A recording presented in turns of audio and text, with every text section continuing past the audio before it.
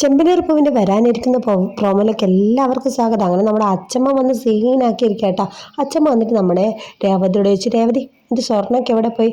നിന്റെ സ്വർണ്ണമൊക്കെ നമ്മുടെ സച്ചി പണയം വെച്ചോ അതോ വിറ്റോ?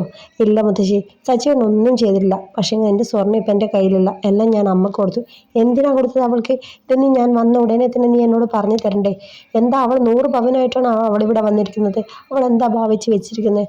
അവളുടെ അഹങ്കാരം ഞാൻ മാറ്റിക്കൊടുക്കാൻ എന്നിട്ട് മുത്തശ്ശി ദേഷ്യത്തോടെ ചന്ദ്രയുടെ അടുത്തേക്ക് പോകാൻ നോക്കുന്നു കേട്ടോ. അപ്പം നമ്മുടെ രേവതി പറഞ്ഞു, മുത്തശ്ശി പോകല്ലേ പോകല്ലേ, അവിടെ നിൽക്ക്, പോകല്ല എന്നെല്ലാം പറഞ്ഞു. അപ്പം സച്ചി കയറി വരുന്നു കേട്ടോ റൂമിൽ. സച്ചി 2-3 അടിയൊക്കെ കൊടുത്ത്, എന്താ രേവതി നീ എന്താ പറഞ്ഞു കൊടുത്തേ നമ്മുടെ മുത്തശ്ശിയോട്? ഒന്നും പറഞ്ഞു കൊടുത്തില്ല സച്ചി ഏട്ടാ, സ്വർണത്തിൻ്റെ കാര്യമായിരുന്നു എന്ന് പറഞ്ഞു.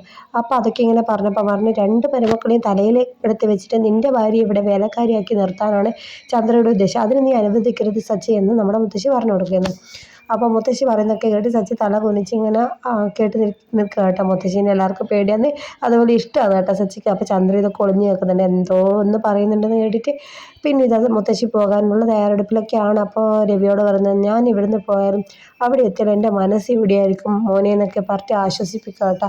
അപ്പം പിറകിൽ നമ്മുടെ രേവതി സച്ചി നിൽക്കുന്നുണ്ട്. അങ്ങനെ കൈയൊക്കെ പിടിച്ച് മുത്തശ്ശിയെ യാത്രയാക്കാനുള്ള ശ്രമമാണെന്ന് തോന്നുന്നു. അപ്പോൾ ഇന്നത്തെ പ്രോമോ എല്ലാവരും മറക്കാതെ കാണുക. 7:30 എല്ലാവരും ഏഷ്യാനിലും കാണുക സീരിയൽ. അപ്പോൾ നമ്മുടെ ഇന്നത്തെ കുഞ്ഞു വീഡിയോ ഇഷ്ടപ്പെട്ടാൽ എല്ലാവരും മറക്കാതെ സബ്സ്ക്രൈബ് ചെയ്ത് ഇതുപോലുള്ള വീഡിയോ നിങ്ങളുടെ മുന്നിലെത്താൻ നമ്മുടെ ചാനൽ സബ്സ്ക്രൈബ് ചെയ്ത് ബെല്ലൈക്കൺ ഇനേബിൾ ആക്കി വെക്കുക. അപ്പോൾ താങ്ക് യു, ബൈ ബൈ.